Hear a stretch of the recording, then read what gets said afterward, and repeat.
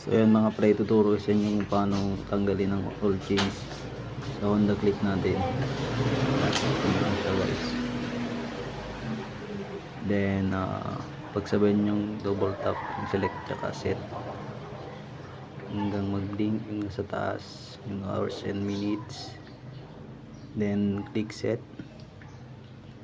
Ayun, nag-blink siya sa minutes. And set to kilometers and set to again. Pwede mo siyang i-adjust guys gamit ng select button. Yan, pindot-pindot mo lang. 500 guys kada pindot. Yan. So ang akin lang guys 1,500. Yun, and then set.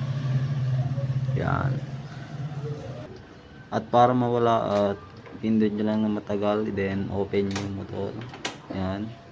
Hanggang sa mawala yung oil change sa kanya, tanggalin yung pindot. Yan, all goods na.